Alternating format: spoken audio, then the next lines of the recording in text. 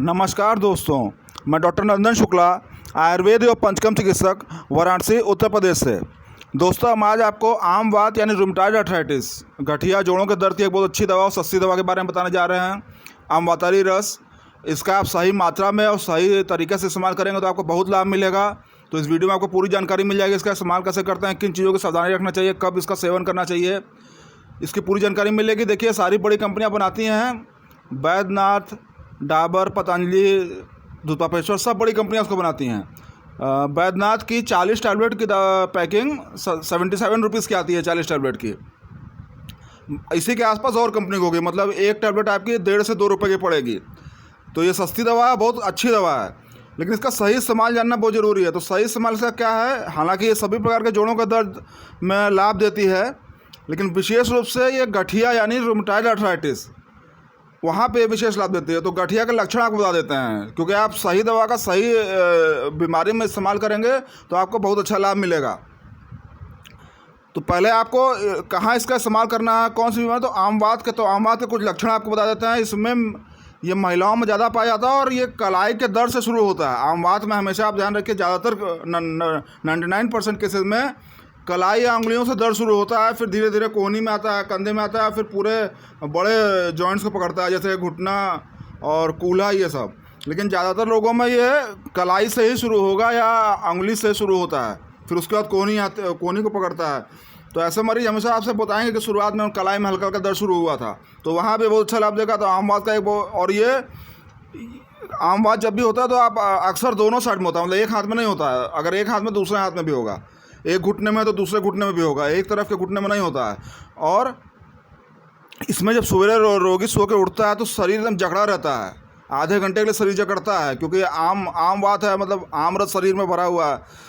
तो धीरे धीरे जब काम करना शुरू होता है तो दर्द धीरे धीरे कम होता है। तो ये आम बात के विशेष लक्षण हो गए। वहाँ पर आप इस दवा का इस्तेमाल करेंगे तो आपको बहुत अच्छा लाभ मिलेगा। बाकी अगर घुटना घिसा हुआ है, जिसको कोई संधिवात बोलते हैं, ऑस्टियोआर्थराइटिस बोलते हैं, वहाँ भी लाभ देगा, लेकिन वहाँ के लिए और दवाएं हैं जिनका मैंने जिक्र पहले वीडियो में कर रखा है।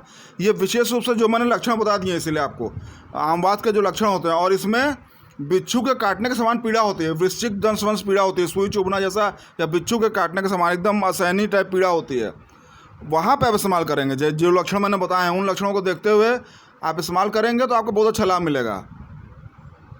और इसके कुछ टेस्ट भी होते हैं, आरएफ फैक्टर, वो डॉक्टर आपको बताएंगे कौन से टेस्ट कराएं। लेकिन जिनको भी ये लक्षण मिल रहे हों कि आपका दोनों तरफ के जोड़ों, दोनों हाथ के दोनों पैरों के जोड़ों में दर्द हो, सुबह बहुत जकड़ाहट रहती हो, दर्द की शुरुआत आपके कोहनी या कलाई से हो, तो वहाँ पे ये दवा आपको विशेष लाभ देगी। अब चलिए पहले इसके इस्तेमाल के तरीके से पहले इसके जान लेते हैं, इसके घटक द्रव्य क्या हैं, इसके इंग्रेडिएंट्स क्या हैं। तो ये 8 द्रव्यों से मिलकर बना है। पारद, गंधक, त्रिफला के द्रव्य, हरितकी, अम्लकी, चित्रक, गुग्गुल और एरंड तेल। देखिए, सारे हरितकी विविध क्या, उनकी त्रिफला जो आयुर्वेद में कोष्ठ शुद्धि के लिए बहुत अच्छा बोला गया है, लिवर के लिए बहुत अच्छा है। चित्रक जो है आपका डाइजेस्टिव सिस्टम को बहुत अच्छा रखता है। गुग्गुल रसायन है। एरंड तेल भी जो है आम रस जिसके कारण आपके शरीर में जकड़ाहट आ रही है।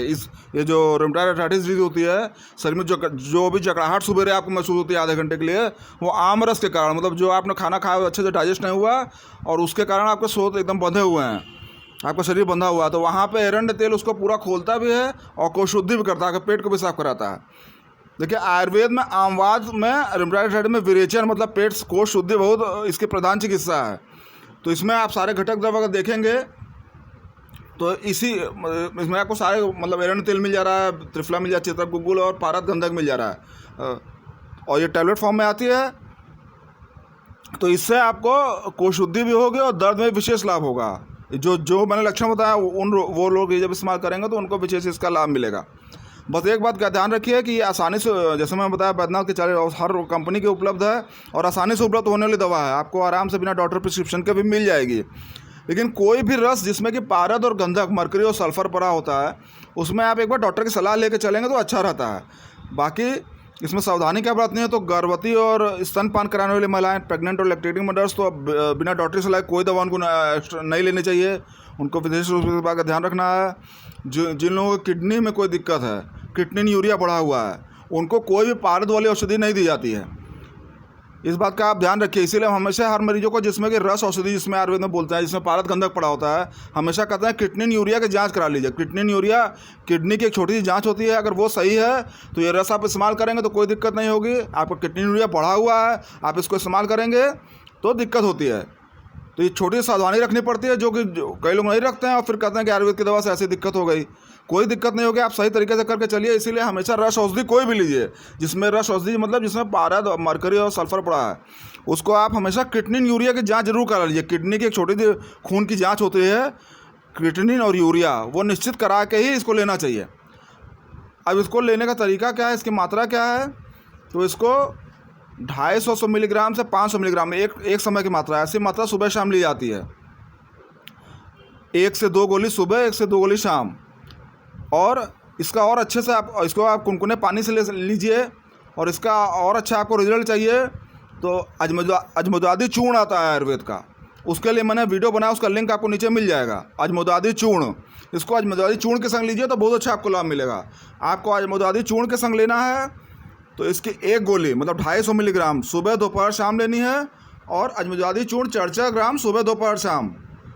4 ग्राम मतलब कितना होता है, अपने घर के चम्मच से माप ले सकते हैं। नहीं तो ये जो कफ सिरप का ढक्कन आता है, ये इसमें आप अजमुदादी चूर्ण भरेंगे तो 4 ग्राम आएगा, 4 ग्राम। तो अच्छे रिजल्ट के लिए इसको अजमुदादी चूर्ण के संग लीजिए। 1 टैबलेट सुबह, 1 टैबलेट दोपहर, 1 टैबलेट रात में। कुछ खाने का खाली पेट मत लीजिए, कुछ खाने के बाद लीजिए। जैसे मैंने बताया कि एक ढक्कन में, अगर आपके कफ सिरप वाला ढक्कन है ये, जो कि ज़्यादातर घरों में होता है, तो आपको एक ढक्कन सुबह दोपहर शाम इसके संग अजमुदादी चूर्ण ले लेना है। और उसके बाद कुनकुना पानी पी लेना है। अगर 3 बार आप ये लेंगे तो 1 गोली लीजिएगा, इस बात का ध्यान रखिएगा। अजमुदादी चूर्ण के संग लेना है तो 1 गोली सुबह दोपहर शाम, और अजमुदादी चूर्ण 1 ढक्कन सुबह दोपहर शाम कुनकुने पानी से। कुछ जैसे मैंने बोला, सुबह नाश्ते के बाद ले लीजिए, दोपहर खाने के बाद, रात खाने के बाद ले लीजिए। और कुनकुने पानी से लीजिए।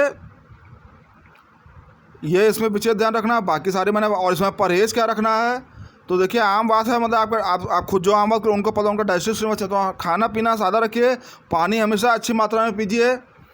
ये 2 चीज़ों का ध्यान रखिए। और इसको हमेशा थोड़ा कुनकुने पानी से लीजिए तो आपको बहुत अच्छा लाभ मिलेगा। और अजमुदादी चूर्ण और आमातर रस जिसको मिलने में दिक्कत हो, मेरे पास से मंगा सकता है, आपको अच्छा डिस्काउंट रेट में मिल जाएगा। नहीं तो आपके पास की दुकान में मिलता है, और अमेज़ोन वगैरह पे ऑनलाइन साइट में भी उपलब्ध है। तो हम आपको लिंक दे देंगे, नीचे आप लिंक देखिए, वहाँ से बजाय खरीद सकते हैं। और आप चिकित्सीय सलाह चाहते हैं तो मेरा व्हाट्सअप नंबर नीचे दिया हुआ, उस पर आप मुझसे कांटेक्ट भी कर सकते हैं। और दोस्तों, एक बात और ध्यान रखिएगा कि जब 3 बार इसकी डोज लेनी है तो सुबह दोपहर शाम, तो 6-6 घंटे का अंतराल 2 खुराक के बीच में होना चाहिए, 6 से 7 घंटे का। इस बात का ध्यान रखिए। आप कोई भी एलोपैथिक मेडिसिन ले रहे हो, शुगर बीपी की कोई दवा ले रहे हैं, तो एलोपैथिक और आयुर्वेदिक दवा के बीच में हमेशा आधे घंटे का गैप रखिए। बस इतनी पूरी जानकारी हो गई। आपको कुछ और भी जानकारी चाहिए तो नीचे कमेंट सेक्शन में मुझसे पूछ सकते हैं, हम आपको पूरा उसका रिप्लाई देने की कोशिश करेंगे। नमस्कार।